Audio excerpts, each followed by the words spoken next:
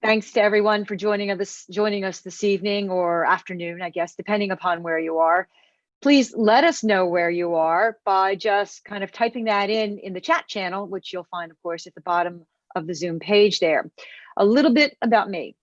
I am currently a freelance public affairs reporter for Maryland Public Television, where I actually worked from 1987 to 1992. I'm back because I retired a year ago after 19 years at the Philip Merrill College of Journalism at the University of Maryland, which is my alma mater. I was the broadcast bureau director of our Capital News Service. We produced a 3 times a week live newscast that was all around the Washington region. Prior to that, I was a radio and TV reporter, depending on which station I was working for, in Baltimore, Maryland. I've been an SPJ member since my sophomore year at the University of Maryland, and it was then still known as Sigma Delta Chi. Until last year, I've been a longtime member of SPJ's National Board. And I'm a longtime member of SPJ's National Awards and Honors Committee, including having served as chair just last year. I've also served as the faculty advisor to the University of Maryland student chapter of SPJ during my tenure at the college. And I was a board member of the Washington, D.C. Pro Chapter and a past president of the Maryland Pro Chapter as well. SPJ is kind of in my DNA.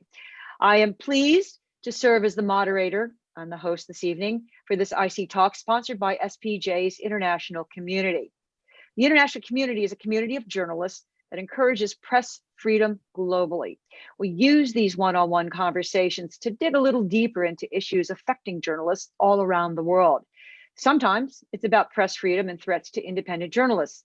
And sometimes, like today, it's with an expert in a field that has local and global implications. These talks offer the opportunity for frontline journalists to have direct access to these experts. We hope you'll learn, maybe grow, and perhaps take away something from our conversation today. Information that will help and inspire you in your work. Our format is very simple now that we have everything rolling. Our guest and I will have a conversation. That said, I encourage you to ask questions as our discussion goes on for the remainder of this hour.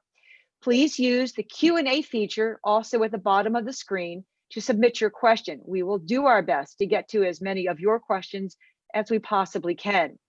It would help greatly if you could keep your questions short and concise.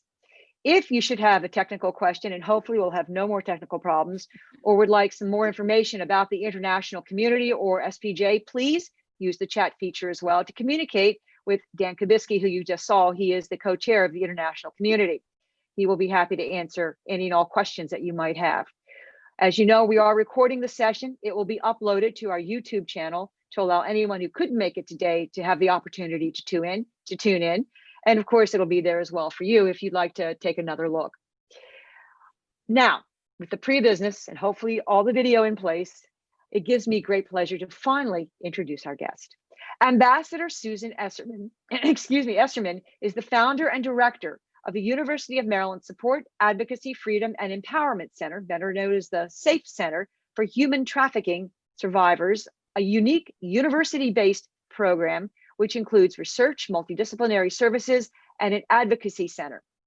In addition, Ambassador Esserman is a partner at Steptoe & Johnson, a Washington, D.C.-based international law firm, where she heads the firm's international trade policy practice and leads the firm's pro bono program on behalf of survivors of human trafficking.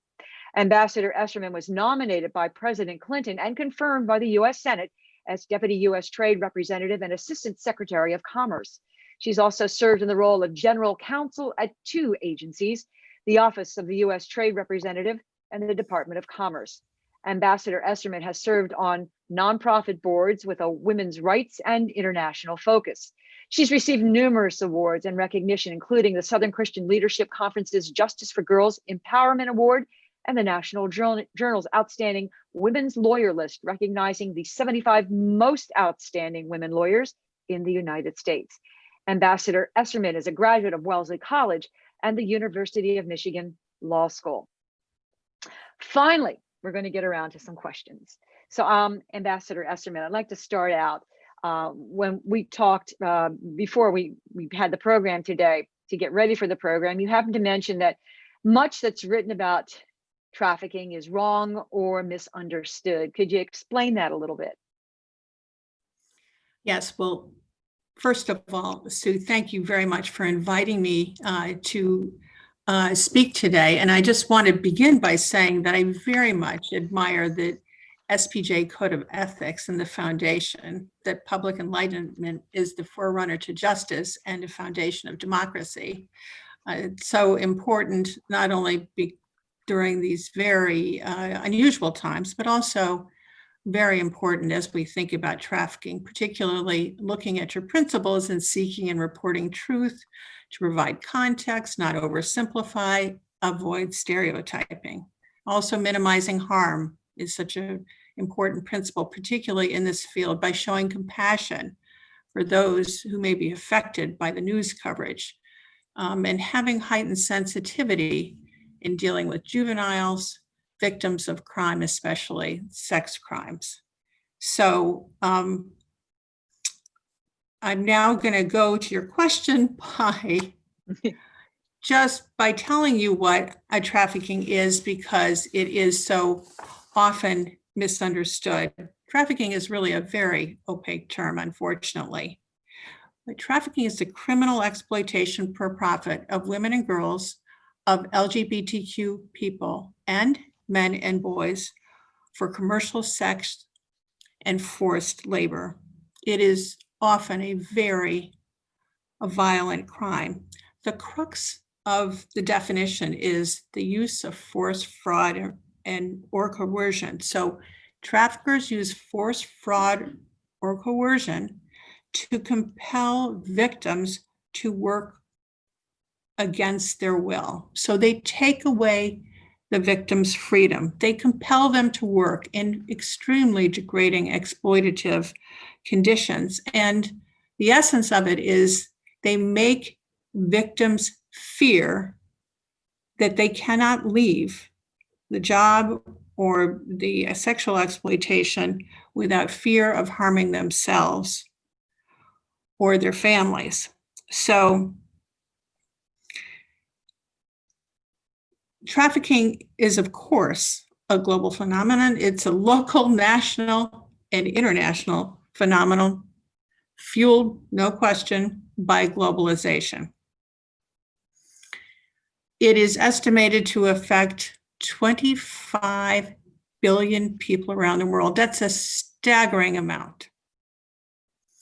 And I think it's an interesting time to have this session, because we are now marking the 20th anniversary of the UN Palermo Protocols and also our national trafficking law. And with 25 million people affected by trafficking around the world, we're not making enough of a dent in dealing with trafficking. But there are many reasons for this. But one reason why trafficking occurs to this extent is that it is a very profitable criminal enterprise. It is, according to the Justice Department, the fastest growing and the second most profitable. Now, let me go to some of the myths about trafficking. First of all, it is widely believed that trafficking occurs in Southeast Asia or somewhere far away from here. In fact, before I got into this field, that is what I thought. But the truth is, trafficking is very prevalent in the United States, as it is a destination and transit location for trafficking. And now here, I'm not going to the questions about misinformation. I'm not going to use numbers, because the numbers are not good. And even the 25 million number isn't good. It's just the best that we have. But the International Labor Organization, maybe the best that we can rely on, indicates that 400,000 people, trafficked individuals, live here in the United States. But again, I wouldn't put stock on it. What I would say is trafficking really does occur in major metropolitan areas, as you might expect, because let's take the Washington-Baltimore corridor where we work. You have 3 airports. You have the I-95 corridor. That, facilitates, those certainly facilitate trafficking. So, we are considered here one of the hotspots for human trafficking, and that's why I set up our center. But I wanted to go, if I might, and then we can talk more about this, have a back and forth. But I do want to talk about some of the issues that we see with the reporting. So, first of all, as you might appreciate, human trafficking is very, very complex. It's a phenomenon, it's hidden from view. And that's not surprising because victims are very reluctant to come forward. There's shame, they feel shame about it. There's a stigma associated with it. And they all often don't know that there's any way to any remedy for what they've been through. Victims often form a trauma bond with their traffickers, who may see the trafficker as the lesser of evils compared to their broken family, who probably had disappointed them, or what they perceive as a broken justice system. It's actually one of the crimes where victims are arrested more than the perpetrators. Racist roots underlie trafficking, and that's always overlooked in the reporting. There's a history of oppression, sexual violence regarding women of color that makes them vulnerable to trafficking, and traffickers prey on this lack of self-esteem and self-worth that these kinds of these perceptions feed. And so now getting to the media portrayal, I think there are a number of things that are important to keep in mind when reporting on trafficking. We see a tendency to stereotype the ideal victim as white, blonde, young woman, when evidence suggests that people of color and LGBTQ people are more likely to be trafficked. Children are often overrepresented in media portrayals. No question, child trafficking is a serious problem, but so is that the case for adults. And in fact, for our center at the University of Maryland, the substantial majority of our clients are adults. 90%, approximately 10% of our clients are under 18. And I would say about 55% of our clients are between the ages of 18 and 35. So you often see images that are not representative or oversimplify trafficking. A common image you'd see is portraying someone with chains on, hands in chains. Well, one that you've heard a lot these last 4 years are people being carried away in vans with duct tape on their mouth. That is not generally what you see. You might see kidnapping might be the occasional situation of trafficking, but far more prevalent is psychological manipulation. Another thing is the language that you see in the stories, that victims or survivors are presented as prostitutes. Of course, for minors, there cannot be, a minor can't be a prostitute. That's legally incorrect because they cannot consent. So that's not only legally wrong, it's also extremely stigmatizing. In some stories, you see sensationalizing of the perpetrator or the buyer, and the victim gets completely lost in the story. And a great example of that is the big story in Florida about the massage parlors and Mr. Robert Kraft, the owner of the New England Patriots. The victims got completely lost in the story. Also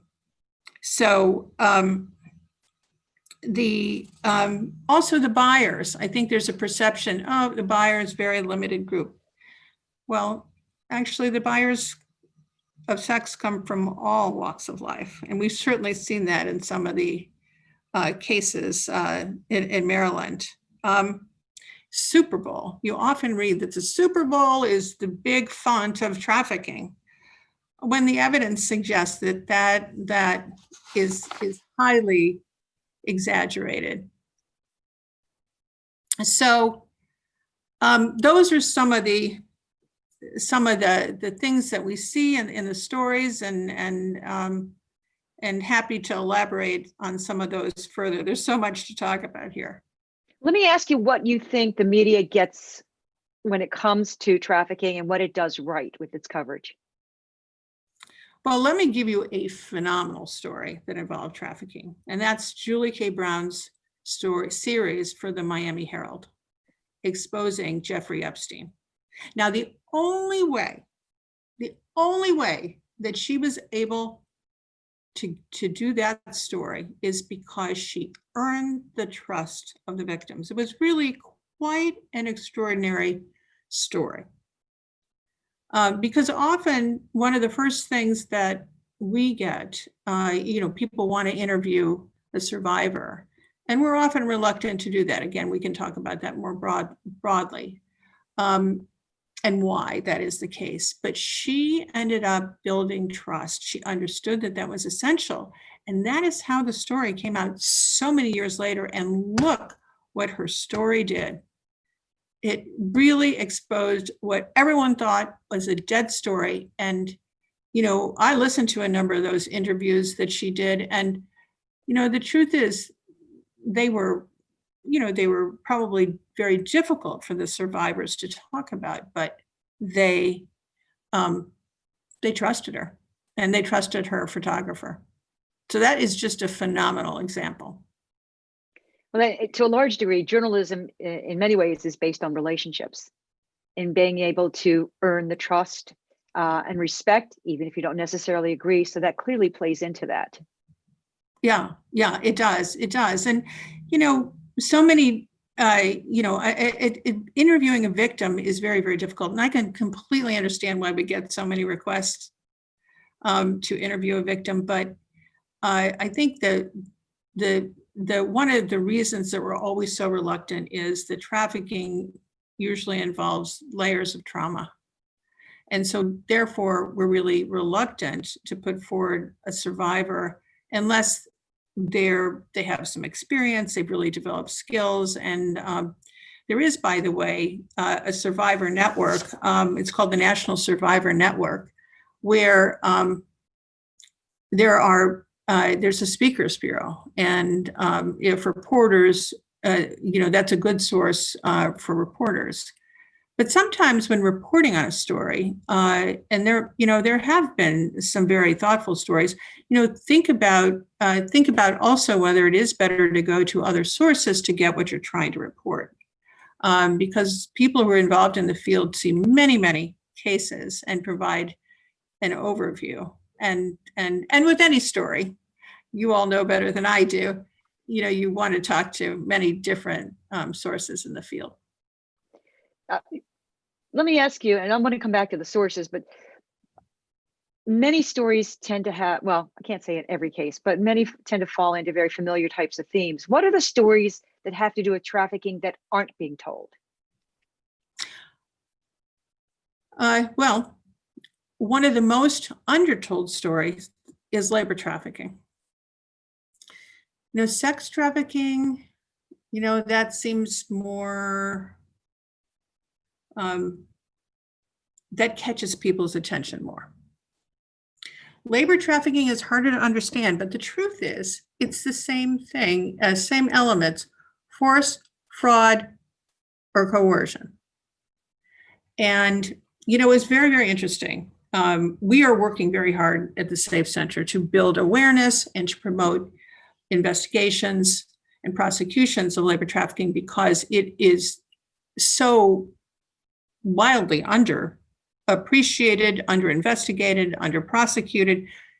Like 5 or 6% of all trafficking cases prosecuted are labor trafficking. Yet around the world, it's 3 times more prevalent than sex trafficking. So, it's just a much more layered story. And we realize that now in our work in Maryland, because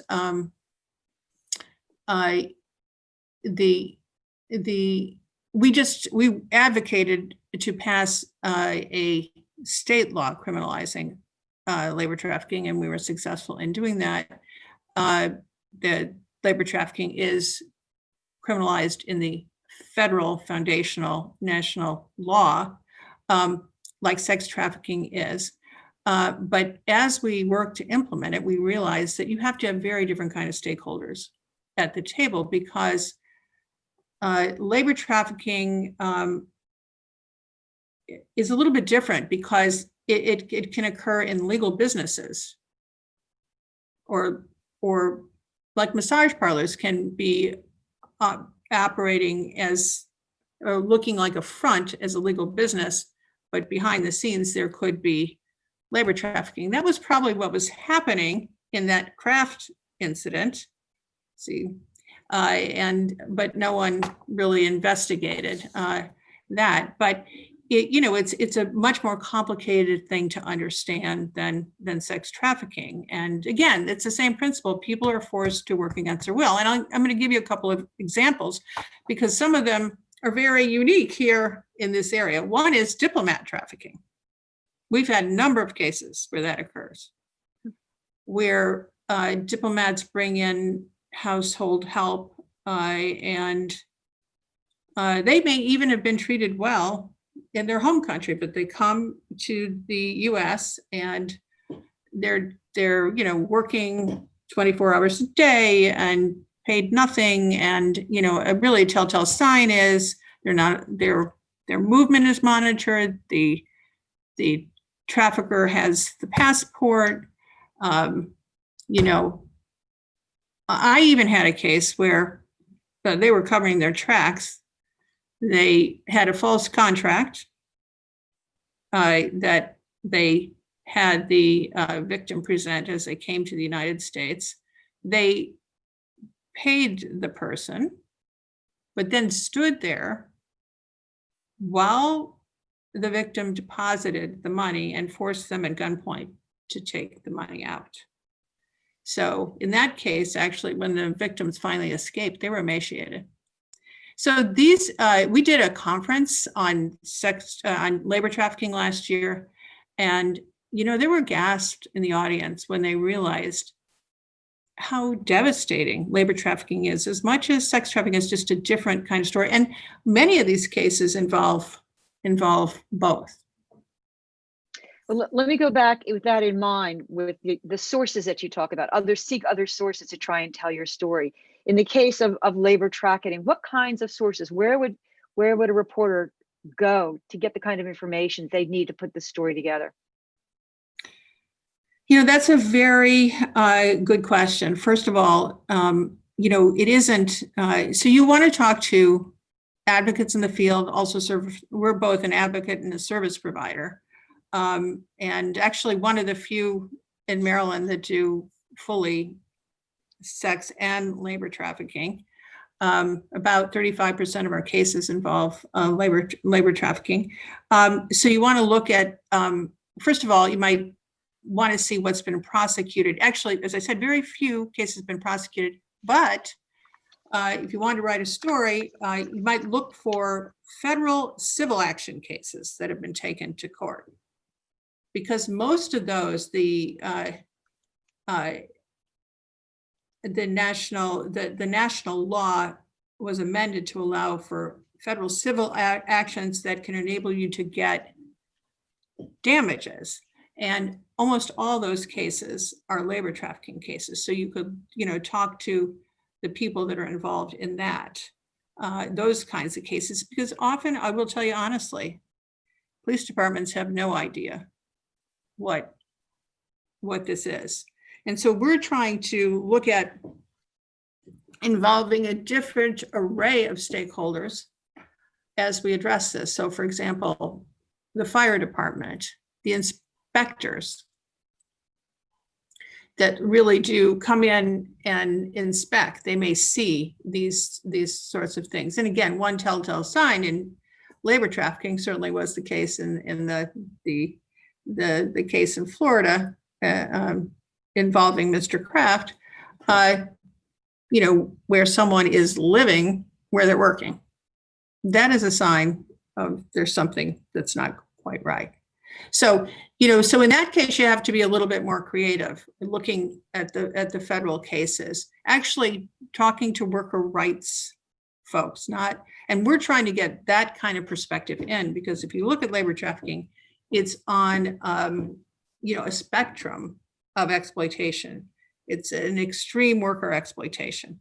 So you've got some different stakeholders who are involved in that. Unions, we're trying to get unions involved in this as well. So, it's a little bit different than when you're investigating sex trafficking. You could look at, the Labor Department. One of the difficulties too with our approach in the United States is there's so many different agencies involved. It's very difficult to figure out who's doing what. I've found that even in the U.S. government, that different departments of the same agency have no idea what the other is doing. So it's a maze. It takes patience to really get a sense of what's going on. But the Labor Department is much more involved in labor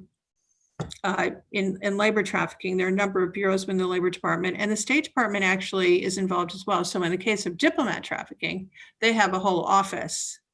And they have they're very involved in monitoring and making sure that the worker knows their rights. So they're a little bit different, the sources in the case of labor trafficking. Just to remind everyone that if you have a question for the ambassador, please remember to put it in the chat channel, and we'll do our best to try and get that to you. I also want to just mention in passing, and again, this is something I'd mentioned to you, Ambassador, that our Capitol News Service several years ago did an extensive study, which I shared with you, that was called The Brothel Next Door. And I believe Dan has posted in the chat channel the list of all the resources that we use, which are very extensive, and you are welcome to access those and use that as a starting point. If you want to start to do some investigation, lay your groundwork. It's a terrific resource that I found. Let's talk about the resources at your center. What could journalists get in the way of assistance and help working with you at the center or working with the staff there? Well, first of all, if anyone wants to write a story about trafficking, we welcome them to call us. We're happy to be a source and to be a guide for anyone interested in learning more or writing a story. There's plenty of resources on our website. And if there is a particular question, whoever is most expert on our staff would be happy to help you. There's quite a lot of information on our website, and because we're involved locally, very active in the human trafficking task forces in our 2 counties and in the state, nationally. And my background is international, so I care deeply about these issues. And here is a fact. Many people think trafficking means crossing lines. Again, I think the term is such a misleading and opaque term, but actually you don't need to cross lines anywhere. You don't even have to walk out of your city. And we have a number of local cases in which the victim was trafficked by family, by someone they knew, by someone posing as a boyfriend, making false promises, and then exerting control. So you don't need to do that. You don't need to, it doesn't need to involve international. Having said that, so many of our cases involve people from around the world. And, well, of course, the US, Americans are our largest source of our clients. Our biggest source really come from the Northern Triangle, with Honduras and El Salvador being the most. And that probably, since you're from and you live in this area, you're probably not surprised by that. And they're really horrendous stories of terrible risk that the people were fleeing. Mexico is a big source. Philippines is a big source. Interestingly, Philippines labor trafficking, and this is interesting because here the sectors involved in labor trafficking are very interesting. As I told you, domestic work is the biggest. Agriculture, so the Eastern Shore here is an issue, but teachers, there's a huge number of teachers from Philippines who are trafficked here. Very sad story, including in Maryland, but across the country. Construction is another area as well. I've seen local boards of education that have gone deliberately to the Philippines. I mean, they're known for having teachers that they bring here. So there's a whole secondary kind of market for Filipino teachers who are actually being trafficked. Well, and that's really interesting because the people that are doing that are not really the people that you're talking about. They are intermediaries, labor contractors, foreign labor contractors. Big issue, not regulated enough, who will make false promises, a great job, you can a great teaching job, paid a lot, and when they come here and they borrowed and paid them, and they incur huge debt, which is hugely humiliating. It's called debt bondage.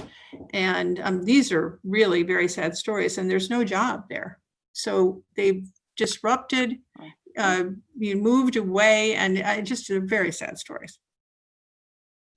So I'm curious as to, particularly in the United States, because we'll kind of keep it limited to here, with the victims who do come here from other countries, what percentage are actually able to break free and return back home? Well, actually, in trafficking, and many of our clients, this is a great thing about our trafficking law, and it's other countries. Some other countries have it too, but it's called a specialty visa. It's one of the things, at the Safe Center. Let me just say, just to let people know a little bit more about what we do. We provide holistic, comprehensive services. That is the concept of it. So that means certain legal, principally special immigration services, social services, mental health, crisis intervention, which is really intense work, and very important to the whole concept is economic empowerment. So the idea is to assist survivors in overcoming the trauma of their trafficking. So it's a holistic type model. So now going to your question, you were focused on, just remind me. I know. Sort of quantifying. The numbers are huge. Yes. How many actually break that and are able to go? Yes. That's why. Yes, I know. Sorry. That's okay. No, it's good. So there's the thing. The often the victims who come to us have been trafficked. So I'll give a really sad story. This was actually the case that got me into this field and realizing I needed to do something more. This is a true story. The victim comes from a broken family. The trafficker woos this person, sees they're very vulnerable. That's what traffickers do. They prey on vulnerable people. Romances a person, flowers, gifts, all of that. And takes her away, lives with this family. This is in Mexico. And, suddenly they have a baby, and suddenly they say, we're going to go to the United States and you're going to get a great job and you're going to support your child. So the van comes, all these people are put in a van together. They come over the border. the husband doesn't, or the significant other doesn't go with him, and, suddenly she's realizing something terrible is happening. Long story short, she gets to New York and she finds that what awaits her is a life of forced prostitution, and just presented with such trauma and cruelty. So what does the trafficker do? They, if they think you're going to escape, they threaten them, she was beaten, threatened at knife point, and, threatened. Her child was held by the grandparents back home in Mexico. And anytime she was not in line, they threatened the life of the child. So in that, now that is a long way of answering your question. Yeah. But this person could not go back home, because this was actually a syndicate. And part of his family has been brought to justice, and she ended up knowing quite a lot of people who were involved. Very, very, very, very bright person. But you can imagine, under those circumstances, she would never go back. So under the law, you can file for what's called a specialty visa. If you show that you're a victim of a severe form of trafficking, you cooperate with law enforcement, and you have a fear of going back. And that is often what happens, is that they don't want to go back because they feel that their life will be in jeopardy, particularly if they've escaped, which is often what happens. And anyone who cooperates with law enforcement is very fearful. We have some cases in Maryland right now where they're just living in fear that the perpetrators have figured out that they're cooperating. So often the trafficking victims don't go back. And I think that this is a critical relief mechanism, this special immigration visa that we have, because what it does is it allows the victim to be here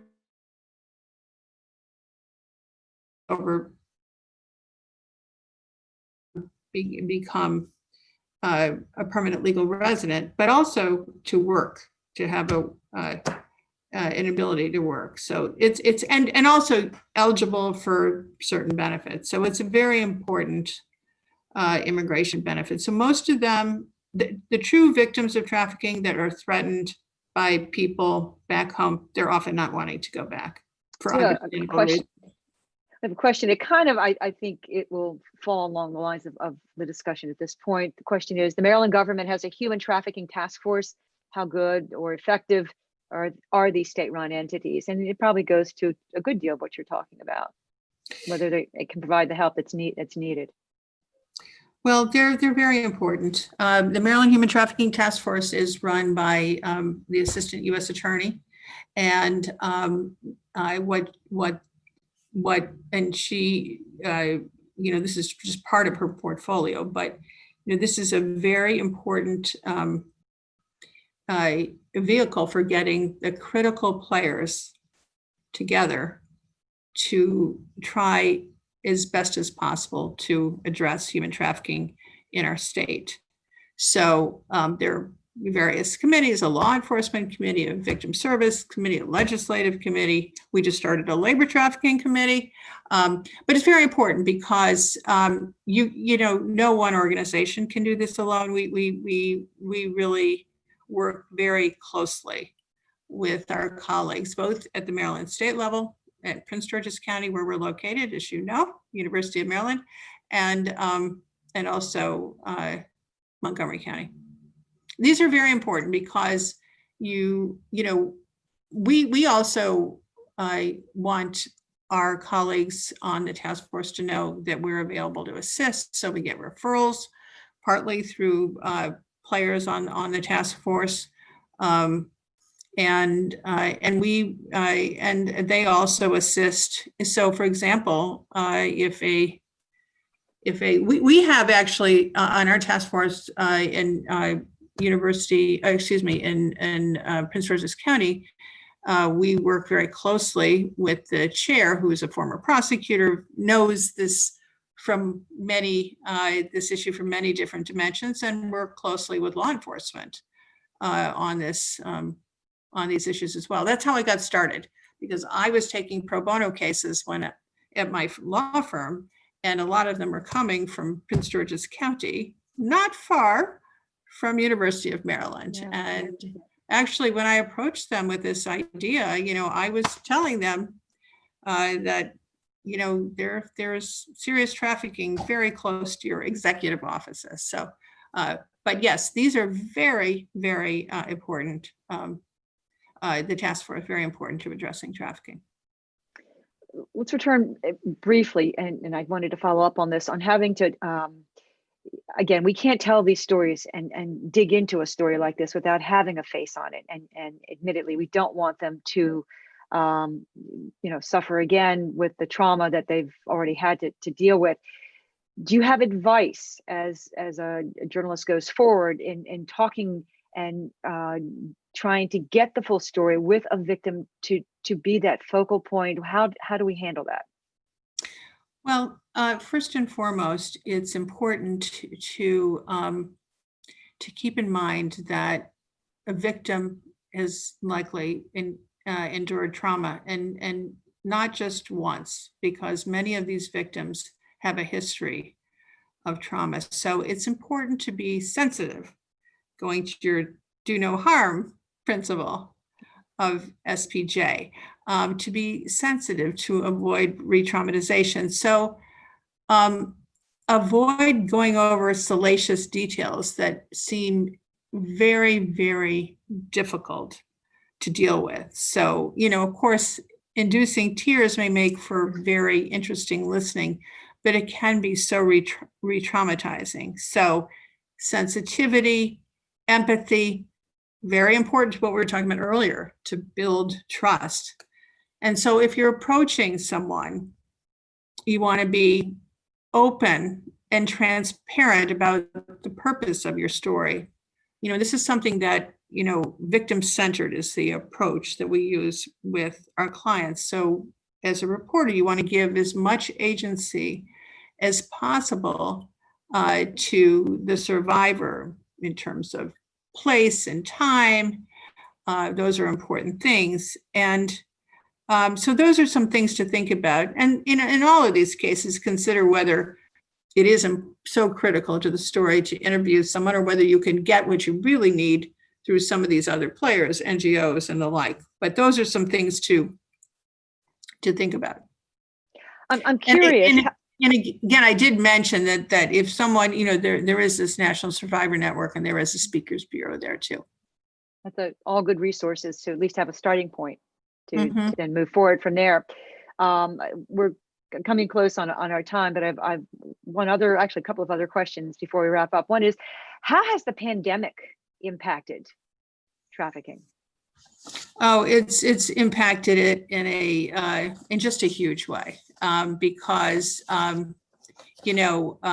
it's exacerbated all the vulnerabilities that lead to trafficking, poverty and fear and stigmas, migration, all those things. But the pandemic presents special health risks, and to trafficking victims, and isolation increases vulnerability to trafficking. So it's just the worst combination. And trafficking and COVID both. I apologize. My husband just let my dogs out. I apologize. No problem. Go ahead. COVID and human trafficking both disproportionately affect women of color. And we have seen that in our work, because our largest population of clients are women of color. So COVID has starkly exposed the gaping holes in our social safety net. And you see that our clients struggle on the best of days to make ends meet, but now they're in survival mode. Some have faced extreme health risks, as they carry out their jobs as essential workers. Some are so fearful that they go to work even when they are sick because they need the income so much. Some have lost their jobs as a result of the pandemic. And as you might expect, many don't live in conditions where they can engage in social distancing. So it's very, very difficult. And then, of course, traffickers really exploit the isolation. They thrive on that. They use that to control the victim, and they tell them the outside world is dangerous, and this is just yet another way using the virus or misinformation about the virus. And also traffickers know that people are more stretched. They're for resources. And we had a case where this was a labor trafficking victim where the person escaped, and the perpetrator actually thought, with the desperation that the virus brought about, that she would come back. She did not, thankfully. But it's the worst kind of condition. And, that's just here with our population, but you can imagine in migrant populations around the world, very, very difficult, because you've got the risk of getting COVID, people are very vulnerable, and it's just a terrible, terrible situation. And finally, as we've got just a minute or two left, a final question appropriate to the Society of Professional Journalists and what you do. What role do you see press freedom and independent journalism playing with your battle against human trafficking? How can we play a role? To get out the right story based on facts. It's more important than ever with the QAnon conspiracy theories. This is something that is greatly, greatly distressing advocates and survivors, because it is not fact-based. I don't even want to report the conspiracies, but they're based on these cabals and running trafficking centers by Democratic politicians, the Wayfair, all these crazy things. But one thing I can say, they are not fact-based. And what advocates have been working on for a long time is making sure that what's out there is evidence-based. And so I think there's even more important role for journalists. Actually, support for trafficking, for ending trafficking and fighting trafficking has been very bipartisan. Very bipartisan.